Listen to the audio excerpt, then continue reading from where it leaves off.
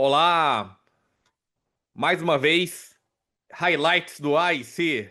Hoje a gente tá no quarto episódio. Eu sou o Fábio Porto, tô aqui com a Selene Pinheiro e com o Lucas Mella, falando sobre as principais novidades do quarto dia. Então, primeiro, agradecer a Lili, que patrocina esse highlights, e dizer que a nossa opinião é independente. Vamos lá, ó. Hoje foi um dia muito esperado. Tava todo mundo querendo saber dos dados de longo prazo das drogas anti-amiloide. Então, a extensão do lecanemab e do donanemab. Então, vamos lá. Ó. Essa aqui eu vou começar dando as minhas impressões, né? Eu sempre falo que quando você usa uma droga anti-amiloide, você tem que entender qual que é o mecanismo de ação. Então, você vai tirar o amiloide ele catalisa a proteína tal. Então, se você tirar o amiloide depois que a proteína tal já está disseminada, você vai fazer o quê? Alentecer a progressão. Quer dizer, progredir menos, disseminar menos. E quando você tira o amiloide, isso provavelmente se mantém ao longo do tempo. Tá? E foi exatamente isso que apareceu. Então, tanto no lecanemab, dados de 48 meses, né, mostrando a manutenção da diferença, né, então o tamanho do efeito foi aumentando, né, ao longo do tempo. Lembrar que o lecanemab, os sujeitos, eles continuaram usando o remédio, né, ou a cada 15 dias, ou uma vez por mês, ou subcutâneo, que o Lucas vai falar. Quer já falar do subcutâneo?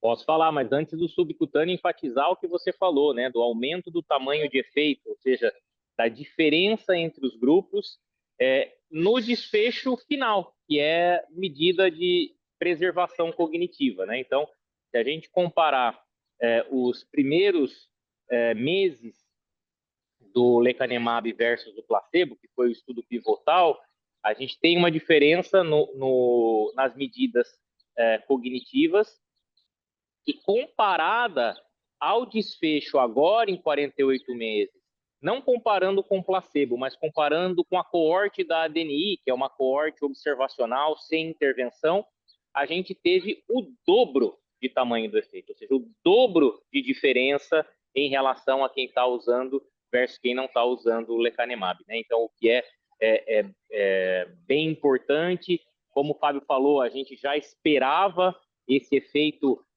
clínico aumentando ao longo do tempo por conta justamente de uma ação modificadora da doença, né?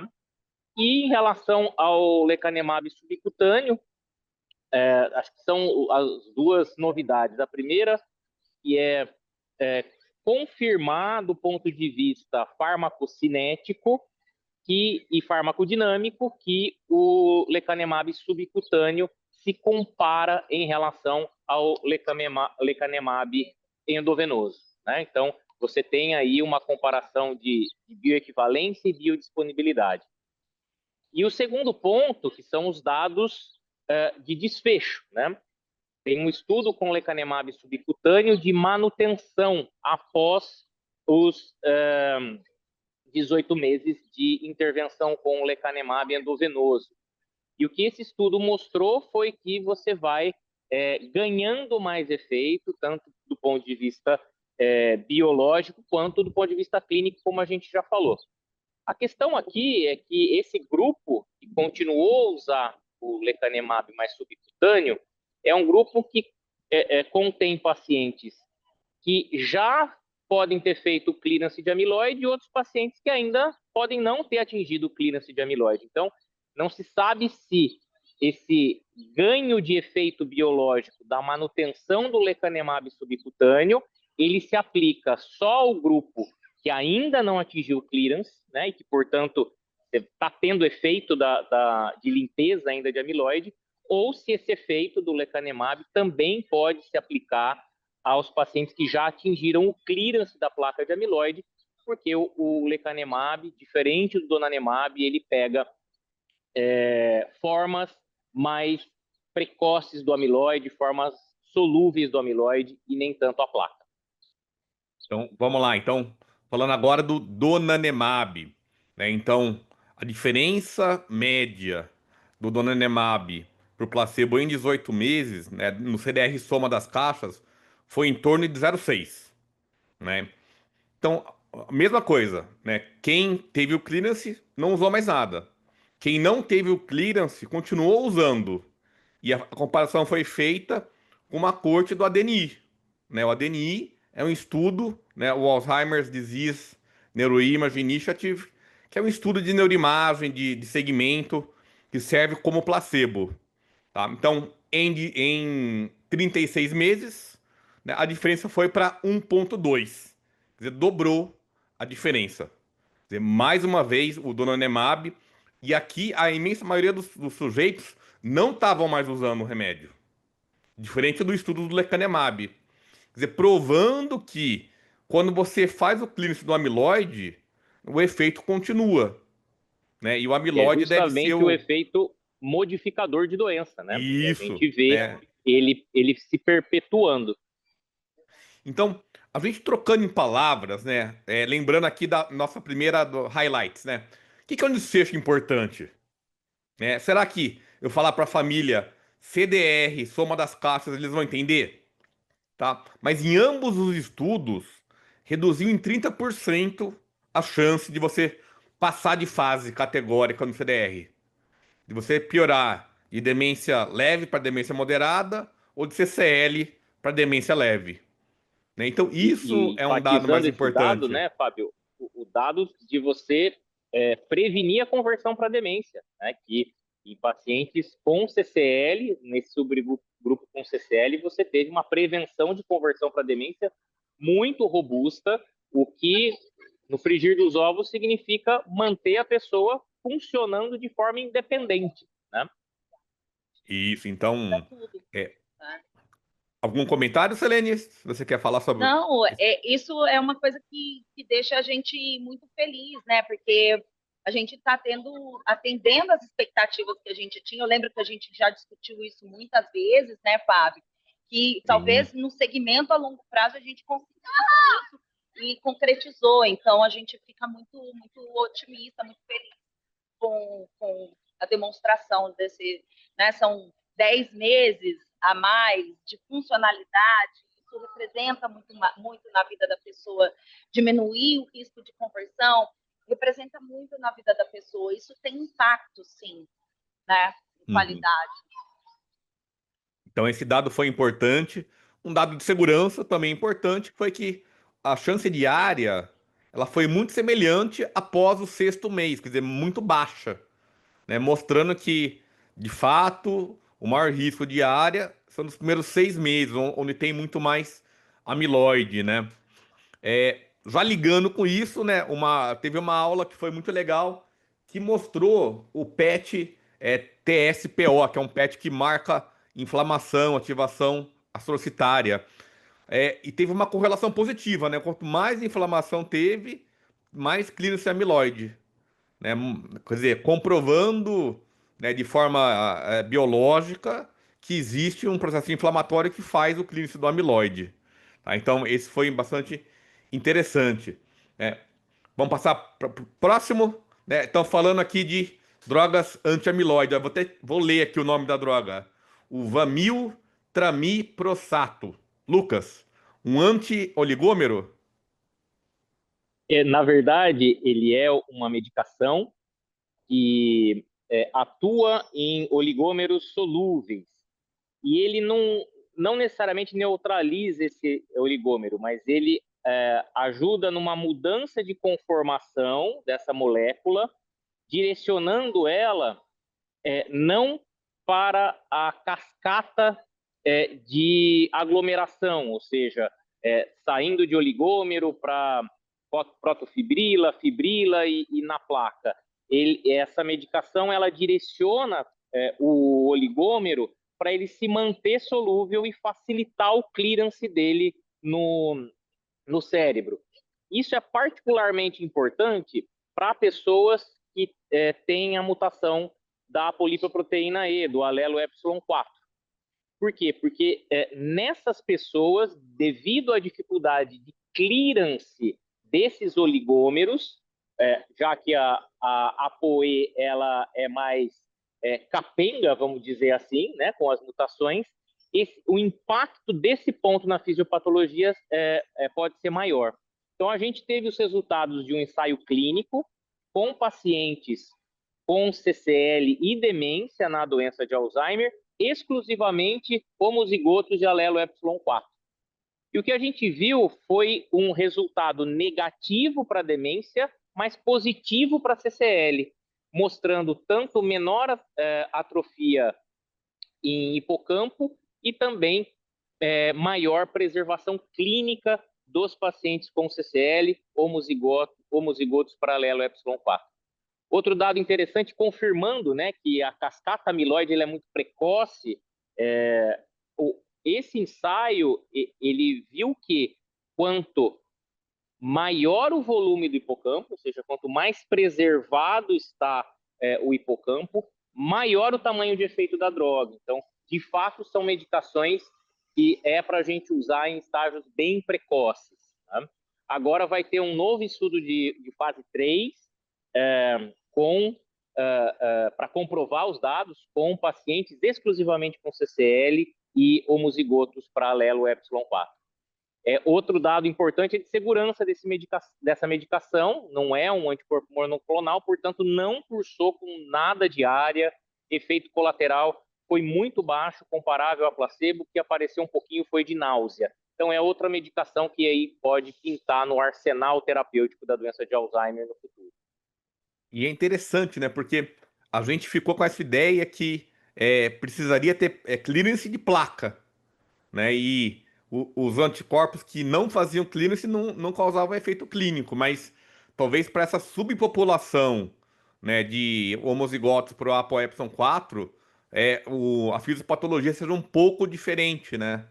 Achei muito legal Então, que ele mostrou alguns casos de mutação genética que a pessoa tem muito oligômero. Então ela tem Alzheimer com PET amiloide negativo, né? Porque o PET marca placa, né? e tem também a dinâmica do amiloide, né? Eu acho que para os homozigotos ε4, esse ponto da cascata deve ser mais nevrálgico. Mas quando você começa a diminuir a deposição, você também diminuindo fibrila, você desloca a direção, ao invés de acumular na placa, mas você ir tirando secundariamente o amiloide da placa, porque ele vai se equilibrando com o amiloide solúvel. Isso ainda não está bem estudado. E, na minha opinião, eu acho que é uma medicação específica para esse subgrupo de pacientes e provavelmente uma medicação para um ponto da neuropatologia e da clínica ainda mais precoce do que os anticorpos anti-amiloide. Vamos lá. Dando segmento aqui. Selene, ó. Distúrbios do sono, né? A nossa plenária de hoje. E drogas anti-tau. Vamos rapidinho aqui, que a gente empolgou muito nos primeiros.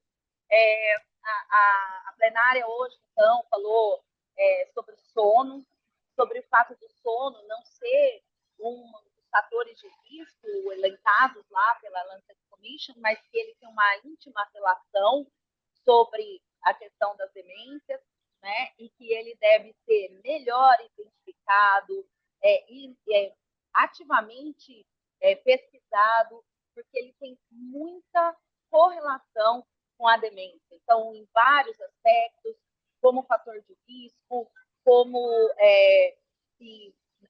nas fases da falta do clearance, né, da ativação do linfático, poderia ter um ponto ali de risco para deposição de beta-amiloide, mas que também o sono, em fase 2 do sono não REM, é quando você tem a fixação da memória e também o papel dos tratamentos não farmacológicos e farmacológicos do sono, como possibilidades também terapêuticas, possibilidades que possam auxiliar no manejo da pessoa com demência.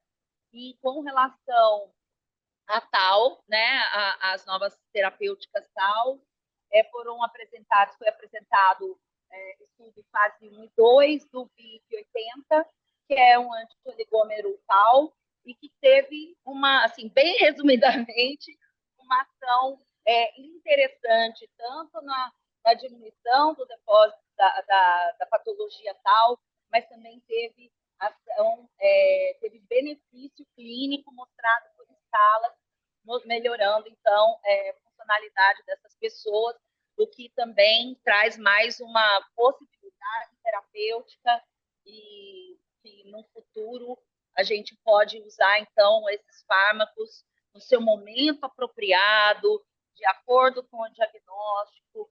Algumas vezes vamos poder usar associados, mas a gente está vendo, está num momento muito interessante da ciência, né, Fábio e Lucas, que a gente está vendo tudo isso surgir e é muito bom a gente poder estar aqui contando tudo para vocês em primeira mão. Acho que hoje foi o dia do tal, né? Tanto do biomarcador quanto de droga antital. Ó, pra acabar aqui, últimos minutos, ó. Outra droga de nome difícil, né? O obicetrapib. Tá? Essa medicação também teve uma aula muito legal. É uma medicação que inibe uma enzima que chama CETP, que é Cholesterol Ester Transfer Protein, que é uma enzima que faz a conversão do HDL para LDL. Tá? E nesse estudo, que era numa corte cardiovascular, eles dosaram biomarcadores da doença de Alzheimer. Petal 217, GFAP, né, amiloide, o petal sobre o beta-amiloide. E, né, a gente esquece, mas o principal fator de risco genético para a doença de Alzheimer é, na verdade, um gene que mexe no metabolismo lipídico, que é o ApoE. E aí, o que mostrou esse estudo? Uma redução dos biomarcadores em um ano. Olha, foi legal. Mas quem era homozigoto pro ApoE 4, gente, teve uma inversão. Quer dizer, enquanto quem usou placebo subiu, quem usou essa medicação reduziu. Petal 217, petal sobre beta-amiloide. Quer dizer, eles conseguiram, assim, inverter numericamente, né? Passou a produzir menos, né? Então, muito Não foi legal. só um resultado de preservação, que é como a gente tem visto nos Sim, outros fármacos, mas foi um resultado de melhora, né, em termos dos sim. parâmetros biológicos, de normalização. Ao invés de não piorar a patologia, tendeu a normalizar, É, reverter a em um ano, patologia né? nesse grupo de pacientes. Eu Aí, só vou aproveitar e dar um destaque, né? Que já teve muitos estudos com estatinas, no geral, já aprovadas para declínio cognitivo, para doença de Alzheimer, que foram negativos. Mas foram estudados porque algum ruído teve. E a grande diferença dessa medicação para as estatinas tradicionais é a penetração no sistema nervoso central, aí mostrando, confirmando o papel do metabolismo lipídico no sistema nervoso central, como central na fisiopatologia da doença de Alzheimer. e aí, deve estar todo mundo perguntando, mas como que foi a memória? Não fizeram, né? Que era um estudo de cardiovascular. Mas vai ter agora um estudo, provavelmente, focado em cognição, com essa medicação obicetrapib. Tá? Então, grande destaque, na minha opinião, um resultado que foi surpreendente, né? Então, eu acho que o que mostrou esses dois estudos é que as populações elas estão se afunilando, né? Então, são duas medicações para quem tem ApoE Epson 4. Então, vamos lá, ó. Nosso último minuto aqui. Considerações Quero finais. terminar enfatizando, primeiro, os resultados dos estudos de longo prazo das drogas anti-amiloide que confirmaram as nossas boas expectativas essas, obviamente, de acordo com o que pode se esperar dessas medicações, e as boas expectativas em termos de desfecho clínico e biológico foram confirmadas. E segundo, com essas novas medicações, a gente está vendo que a doença de Alzheimer, na sua complexidade, ela vai exigir cada vez mais um diagnóstico preciso, personalizado, para ter tratamentos personalizados para grupos diferentes de pessoas com doença de Alzheimer. Então, uma mensagem aqui. Mesmo medicações de tamanho de efeito pequeno, quando mantidos, vão aumentando. Até amanhã, nosso último dia. Até mais. Até mais. Tchau! Obrigada.